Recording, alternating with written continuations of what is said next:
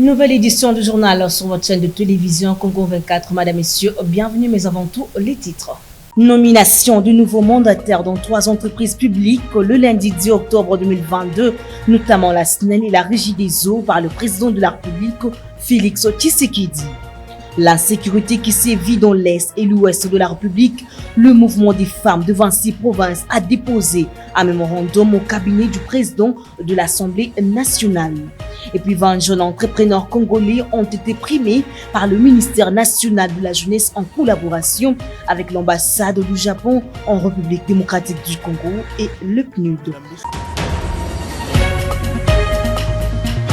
Voilà tout pour les titres, restez branchés pour le développement. Encore une fois de plus, bienvenue, je le dis dans les titres. La série continue dans la nomination des nouveaux mandataires dans les entreprises publiques, à l'occurrence la SNEL, la Régie des eaux et les fauneurs. Plusieurs noms sont cités, dont Ntingi Pouloulou et Georgine Selimani.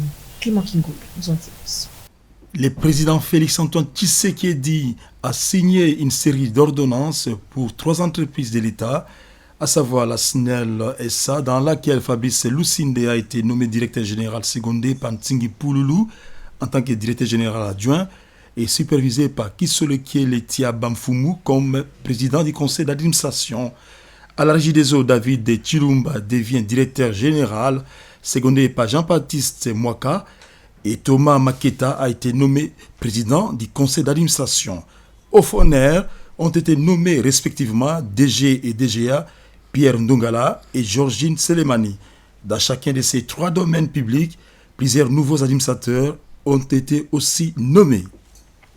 À l'Assemblée nationale, les mouvements des femmes de 26 provinces a déposé le lundi 10 octobre 2022 au cabinet du président de cette chambre basse du Parlement, Christophe Mbosoko Dia, un mémorandum de protestation contre l'insécurité qui sévit dans l'Est et l'Ouest de la République démocratique du Congo. Venus déposer leur mémorandum au cabinet du président de l'Assemblée nationale, le mouvement des femmes de 26 provinces a exprimé son ras-le-bol sur l'insécurité qui sévit dans la République démocratique du Congo. Fatouma Amissi Chouchou, coordonnatrice de ce mouvement, a expliqué l'objectif de cette initiative. Nous sommes venus déposer notre mémo. Dans les mémos, il y a beaucoup de sujets. Je ne sais pas, quand on va lire, vous allez savoir. On a plusieurs objectifs. Premier objectif, d'abord, c'est l'insécurité dans notre pays. Notre pays est agressé par des étrangers, par les ennemis. Alors, nous, les mamans de la RDC, on a dit qu'on ne peut pas croiser les bras parce que c'est la maman qui donne vie, c'est la maman qui éduque l'enfant. Si on croise les mains, l'ennemi va nous envahir jusque dans nos chambres. Pour sa part, la secrétaire générale a donné le sens de leurs revendications. Nous, les mamans, nous ne pouvons plus rester indifférents par rapport à cette souffrance. Ce sont les mamans qui sont violées à l'Est. Ce sont les mamans qui sont victimes de cette agression. Et nous, les mamans, nous voulons dire un mot aujourd'hui à toutes les mamans de la République du Congo de s'élever comme un seul homme. Nous devons, par nos cris, dire à l'ennemi de sortir de notre pays, de libérer notre pays, parce que c'est Dieu qui nous a donné ce pays comme héritage. C'est notre héritage. Et nous n'avons pas une portion de terre à leur donner.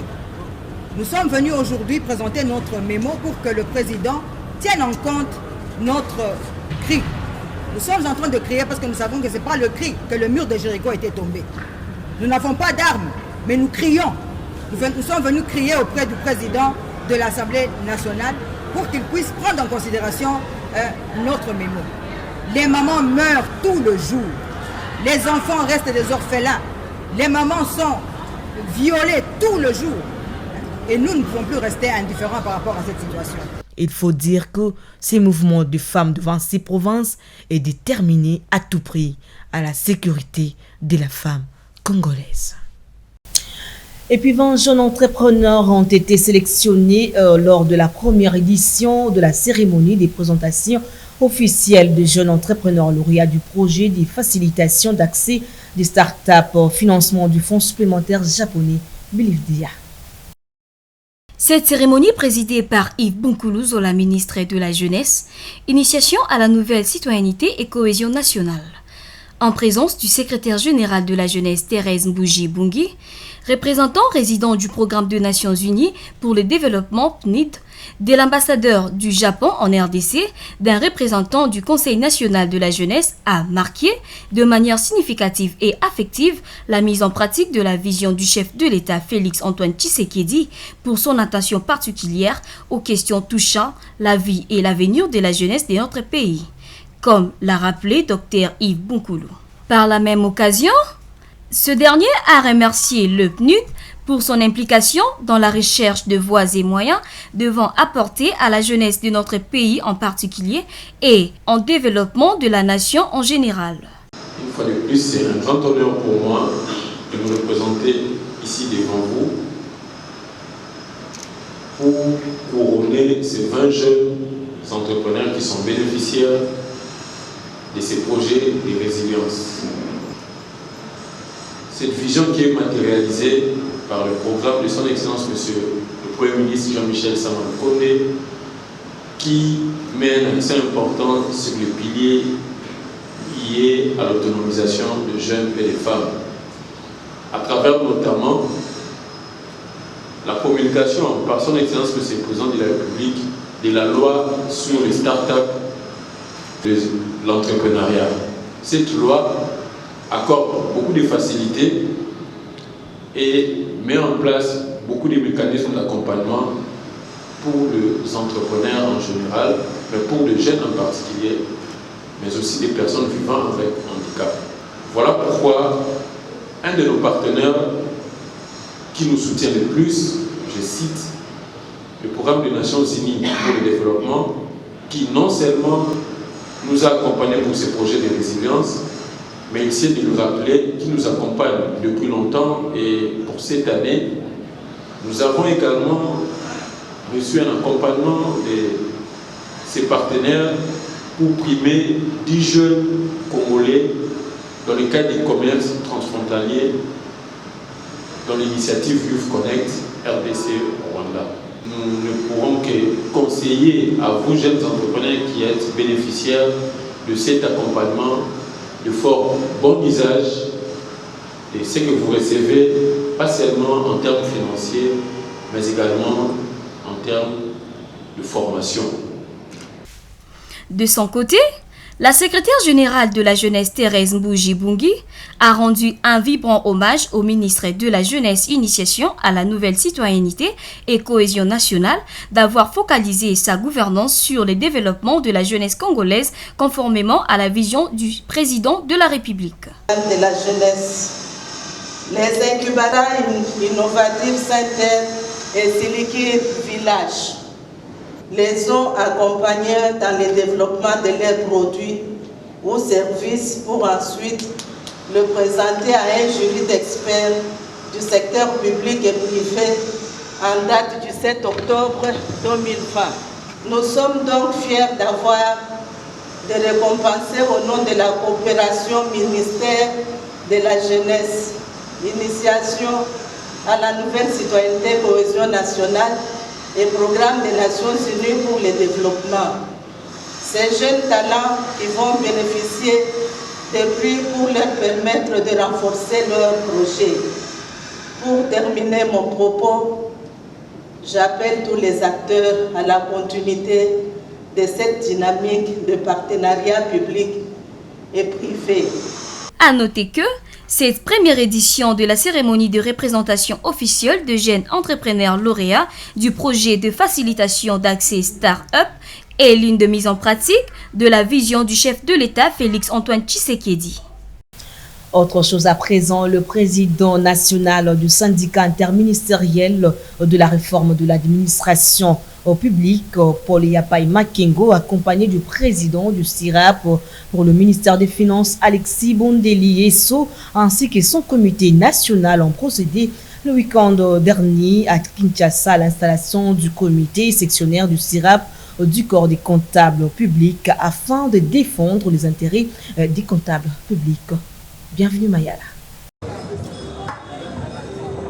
C'est dans les buts de défendre les intérêts des comptables publics ainsi que résoudre leurs différents problèmes que le syndicat interministériel de la réforme de l'administration publique a procédé à l'installation du comité du CIRAP, de corps des comptables publics, au ministère des Finances, direction de la réglementation et qualité comptable.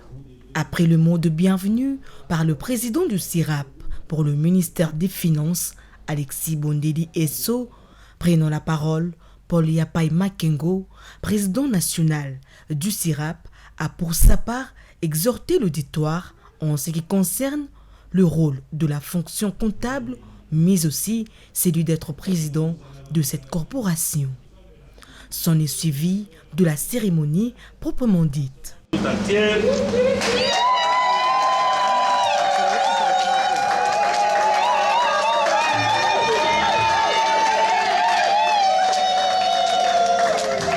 Soyez bénis, soyez prochains, n'ayez rien. La peur, c'est une arme des faibles.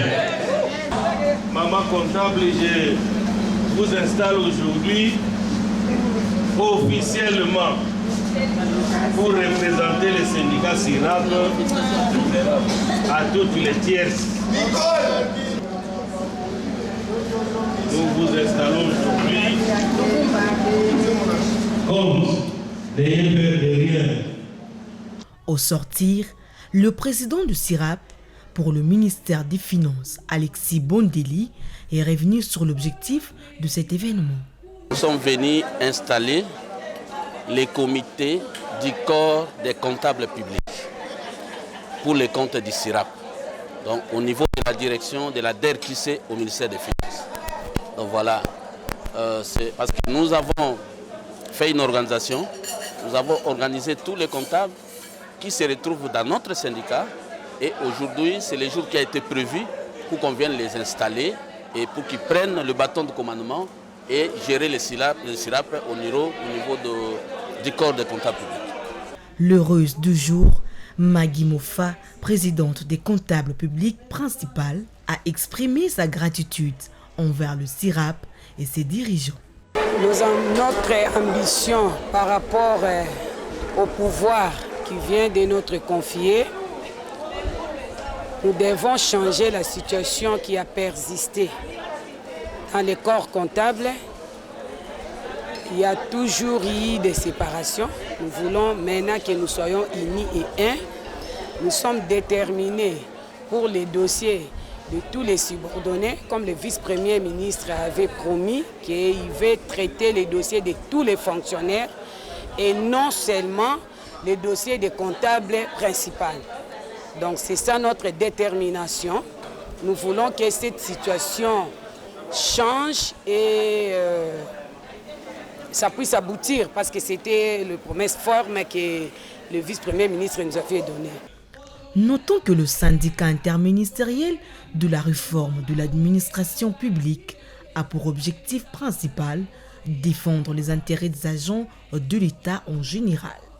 Il faut dire qu'actuellement, le CIRAP est sur un dossier de régularisation de la carrière des comptables publics avec le ministère de la fonction publique afin que ce dernier reconnaisse les grades des comptables publics se rapportant à leurs fonctions telles que prévues par les lois et règlements en la matière. Vous le savez, 358 candidats civils, policiers et militaires ont concouru pour être affectés dans des cours et tribunaux en tant que magistrats à travers les provinces de l'Ituri et du Haut-Ouélé. Suivez. Augmenter l'effectif des magistrats et la détermination des magistrats suprêmes de la République Félix Tshisekedi, ainsi plus de 350 candidats civils et militaires des provinces de l'Ituri et du Haut-Ouélé ont pris part au concours national de recrutement des magistrats à Bunia le dimanche 9 octobre. Occasion de rendre des hommages les plus déférents au président de la République, chef de l'État, commandant suprême des FARDC de la police nationale, surtout magistrat suprême, son Excellence Félix Antoine Tshisekedi Tshilombo, pour des efforts si louables qu'il ne cesse de fournir afin que notre pays puisse retrouver la paix et consolider l'état de droit. Puis a eu ouverture des malles contenant des items devant les candidats et témoins et la distribution de celles-ci s'est passée dans la grande salle de l'université de Bunia où les épreuves se sont déroulées. Le lieutenant général Johnny Luboya Kachama, gouverneur de l'Ituri, qui est aussi juriste de formation, apprécie à sa juste valeur cette organisation impulsée par les présidents de la République. Cet examen, moi je suis juriste comme vous le savez, pour le faire ce n'était pas facile. Il y a 30 ans, nous avons terminé. Pour avoir accédé au barreau, à la magistrature, ce n'était pas une chose facile. Mais aujourd'hui, je pense qu'on vient de régulariser. Et là, c'est vraiment le cas de remercier le président de la République, commandant suprême, pour cette chance-là qu'il vient de donner aux jeunes. Et aussi, c'est une chance, pourquoi? Parce qu'on va renouveler. Vous savez, la jeunesse amène l'espoir. En République démocratique du Congo, dans plusieurs villes et contrées, il y a encore ces soucis d'effectifs militaires. Espérons qu'après Bunia, d'autres épreuves vont avoir lieu dans d'autres parties du pays pour répondre aux besoins des justiciables. En santé, l'OMS a célébré le 10 octobre la journée mondiale de la santé mentale, un temps consacré à l'éducation et la sensibilisation du public envers sa situation mentale contre la stigmatisation. À cette occasion, le ministre de la Santé au public, Hygiène et Prévention, Jean-Jacques Bungani, a lancé un message. Mes chers compatriotes, la communauté internationale célèbre aujourd'hui, lundi 10 octobre, la journée mondiale de la santé mentale. Pour cette année 2022, le thème retenu par l'Organisation mondiale de la santé est « Faire de la santé mentale et du bien-être de tous une priorité mondiale ». Ce thème a été choisi dans le but d'attirer l'attention de tous sur l'importance qu'il faut accorder à la santé mentale et au bien-être de tout un chacun. Par cette célébration, l'OMS incite ses pays membres à retenir ce moment fort dans l'agenda des acteurs de santé pour promouvoir la santé mentale et le bien-être psychosocial pour tous. La situation de la santé mentale des populations à travers le monde a été aggravée par l'émergence de la pandémie Covid-19 qui a mis à rude preuve le bien-être psychologique et social de tous. À ce jour, au moins 1 milliard de personnes souffrent de santé mentale dans le monde. Pourtant, dans les pays à revenus faibles et intermédiaires, 75 à 90% des personnes atteintes de troubles mentaux et psychosociaux n'ont pas accès aux soins dont elles ont besoin. En République démocratique du Congo, la situation de la santé mentale demeure préoccupante. Au moins 22 millions de Congolais sont affectés par des problèmes de santé mentale. Pourtant, la couverture en services de santé mentale reste encore très faible, estimée à peine à 5%. Au regard de cette situation alarmante, le gouvernement de la République démocratique du Congo, à travers le ministère de la Santé publique, Hygiène et Prévention, qui accorde une grande importance à la santé mentale, déploie, par le biais du Programme national de santé mentale, des efforts nécessaires en vue de promouvoir la santé mentale et améliorer la prise en charge des personnes souffrant de maladies mentales à tous les niveaux de notre système de santé. Je profite de cette occasion pour lancer un appel à tous les acteurs de notre système de santé à investir dans la santé mentale en soutenant tous nos efforts qui visent à améliorer cette situation. Mes chers compatriotes, le thème de la Journée mondiale de la santé mentale juste évoqué nous rappelle qu'il n'existe pas de santé sans une santé mentale saine. Ainsi, cette célébration doit être pour nous tous une occasion de manifester notre solidarité à l'égard des compatriotes qui souffrent des troubles mentaux et neurologiques souvent liés à la consommation de substances psychoactives.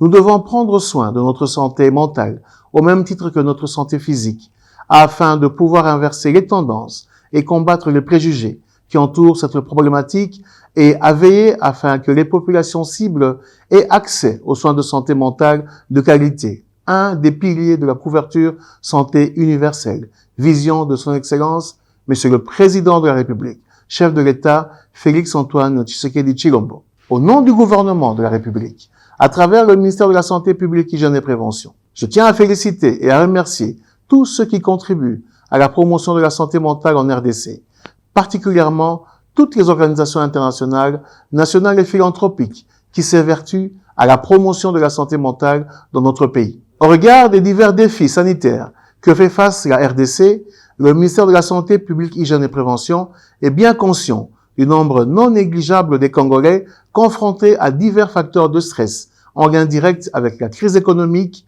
la stigmatisation, la discrimination, les violences basées sur le genre, ainsi que les conflits armés dont sont victimes nos compatriotes. L'exposition à ces événements stressants entraîne un risque d'aggravation des problèmes psychosociaux et de santé mentale sous-jacents qui nécessitent une grande implication de tous les acteurs de la santé mentale. Que vive le Programme national de santé mentale, que vive le ministère de la Santé publique, Hygiène et Prévention, que vive la République démocratique du Congo. Je vous remercie.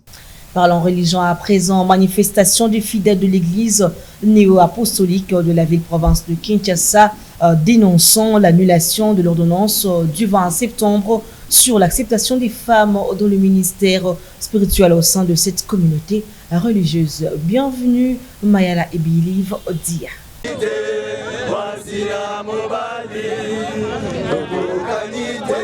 Le fidèle de l'église néo-apostolique de la ville-province de Kinshasa disent non à la décision du président mondial de cette communauté, l'apôtre et patriarche Jean-Luc Schneider, autorisant aux femmes de prêcher, d'être à la tête de leur communauté et l'acceptation de l'homosexualité au sein de l'église. Avec des banderoles et chants disant non à l'ordination de femmes dans le ministère spirituel et à l'homosexualité au sein de l'église du Christ. Les croyants de cette assemblée demandent l'annulation de cette ordonnance. Nous sommes venus déposer notre mémo. Notre mémo a 3 points. Premièrement, c'est la spiritualité au sein de l'Église. Deuxièmement, c'est la gestion de l'Église néo-apostolique RDC ou Ouest. Troisièmement, c'est la recommandation. Alors, si nous avons décidé de venir déposer les mémos, c'est par rapport à la décision prise le 20 septembre par l'apôtre patriarche Jean-Luc Schneider portant l'ordination des femmes dans le ministère spirituel et acceptation des homosexuels au sein de l'Église. Nous, cela, ça ne nous range pas, parce que c'est à l'encontre des Écritures saintes. On est venu répondre à l'appel, au rendez-vous que nous étions fixés avec l'apôtre des disciples de Pner, lui déposer les mémos qui reprend tous les soucis, toutes nos préoccupations qui ont trait à la foi néo-apostolique, la vraie foi, la doctrine sainte, mais aussi à la gestion administrative, financière de l'Église. Mais nous leur avons fait aussi des recommandations qui ont le délai qui leur sont imposés, le délai pendant lequel nous sommes en train d'attendre pour qu'ils s'exécutent, pour qu'ils nous rappellent, pour que nous puissions en discuter avec beaucoup plus de sagesse, dans un cadre serein. Parce que nous n'avons pas l'intention, nous ne sommes pas des rebelles, nous ne sommes pas révoltés contre l'Église de Jésus, mais nous nous révoltons contre les individus qui ont intégré l'Église pour la salir, pour ramener Satan et le faire asseoir dans le trône qui est réservé à Dieu. Qu'est-ce qui va advenir de ces tiraillements entre une partie de l'église néo-apostolique et sa haute hiérarchie? Dossier à suivre.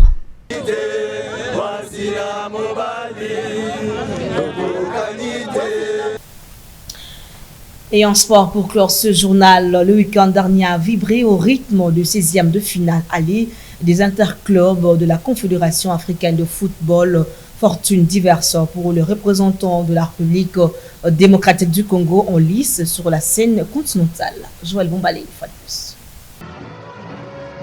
En Ligue des Champions, les TP Mazembe a ramené un île blanc de l'Ouganda face à Viper sur le score de 0 but partout en Coupe de la Confédération. Les FC Central Lupopo s'est offert une précieuse victoire à Kinshasa des 0 contre les Angolais de Sagrada Esperantia. Et les Daring Motema Pembe a courbé les Chines 0 contre 1 en terre séchelloise devant la formation de Saint-Michel. La manche retour de ces confrontations va intervenir dans une fourchette d'une semaine. En C1, les Corbeaux de la ville qui préfèrent recevront les Vipers les samedi 15 octobre prochain dans leur entre de Kamalondo. Les mêmes jours, en CD, les Viet Louchois se rendront en Angola pour y défier Sagrada. Et les dimanches, les Immaculés de la capitale congolaise accorderont leur hospitalité à Saint-Michel au stade des Martyrs. Par ailleurs, Vita Club voit son match contre RC Diogo du Burkina Faso être repoussé au 6 octobre suite à l'instabilité politique au Burkina Faso. Rappelons que la RDC a aligné 4 équipes à cette étape de la compétition dans ces coupes africaines. Et c'est par cette note sportive que ce journal a touché à sa fin. Vous nous avez pris en cours de diffusion. Voici le rappel des titres. Nomination du nouveau mandataire dans 3 entreprises publiques le lundi 10 octobre 2022, notamment la SNEL et la Régie des eaux par le président de la République Félix Tshisekedi. La sécurité qui sévit dans l'Est et l'Ouest de la République, le mouvement des femmes de 26 provinces a déposé un mémorandum au cabinet du président de l'Assemblée nationale. Et puis 20 jeunes entrepreneurs congolais ont été primés par le ministère national de la jeunesse en collaboration avec l'ambassade du Japon en République démocratique du Congo et le PNUD. Et c'en est fini complètement pour cette grande édition du journal sur votre chaîne de télévision Congo 24. Un grand merci à toute l'équipe technique et rédactionnelle. Merci de nous rester toujours fidèles. Et bon, suite de programme chez vous, retrouvez Evie Mimbi pour la grande édition de demain. Quant à moi, je vous dis au revoir.